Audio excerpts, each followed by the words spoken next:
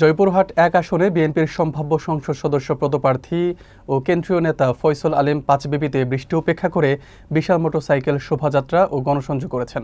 বৃহস্পতিবার বিকেলে পাঁচবিবি বাজার থেকে শুরু হয়ে শোভাযাত্রাটি আইমার রাসুলপুর ইউনিয়নের বিভিন্ন বাজার ও গ্রামের পথ ঘুরে গণসংযোগে পরিণত হয়। বিস্তারিত থাকছে আব্দুল কায়ুমের তথ্যচিত্রে। শোভাযাত্রায় ১,০০০-এর বেশি মোটরসাইকেলে অংশ নেন ২,০০০-এর অধিক নেতাকর্মী। পথসভায় ফয়সল আলীম বলেন, আওয়ামী লীগ যে অপরাধ ও অবিচার করেছে তার ক্ষমা বাংলাদেশের মাটিতে হতে পারে না, জনগণই এর বিচার করবে। তিনি আরও বলেন, তারেক রহমানের ৩১ দফা বাস্তবায়নের মধ্য দিয়ে দেশে একটি সুষ্ঠু ও গণতান্ত্রিক পরিবেশ ফিরিয়ে আনা হবে। এ সময় পাঁচবিবি উপজেলা বিএনপির সাবেক সভাপতি বীর মুক্তিযোদ্ধা আব্দুর রব রুলু, সাবেক সাংগঠনিক সম্পাদক আবুল হোসেন, যুবদলের সাবেক সভাপতি শামসুল হুদা মণ্ডল দুলাল, পৌর যুবদলের সাবেক সহসভাপতি হারুনুর রশিদ সজল সহ জেলা উপজেলার নেতৃবৃন্দ উপস্থিত ছিলেন। যেমন বাংলাদেশের মানুষের জন্য, বাংলাদেশের জন্য অস্ত্র হাতে তুলে নিয়েছিলেন, স্বাধীনতার ঘোষণা দিয়েছিলেন, আমরা তারই সৈনিক ভাইরা আমার।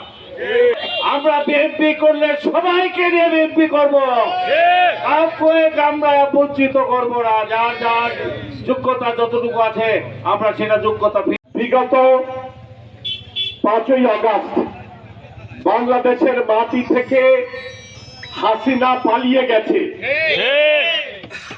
স্বৈরাচার ফ্যাসিস্ট হাসিনা বাংলাদেশ থেকে পালিয়ে গেছে। শুধু একলা পালায়নি, তার দলের 350 জন এমপি, প্রায় 500 জনের মতো উপজেলা চেয়ারম্যান, 1000-এর মতো উপজেলা ভাইস চেয়ারম্যান সহ তল্পি তপলা গোটায় বাংলাদেশ থেকে পালিয়ে যেতে হয়েছে তাকে।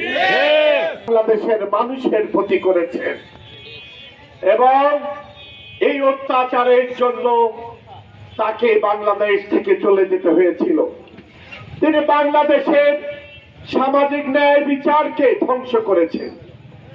তিনি বাংলাদেশের বিচার বিভাগকে ধ্বংস করেছেন, বাংলাদেশের অর্থনৈতিক ব্যবস্থাকে ধ্বংস করেছেন।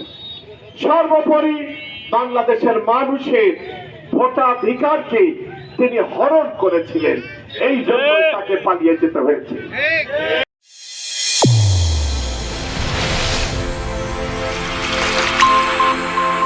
চ্যানেল A1 হৃদয়ের স্পন্দন।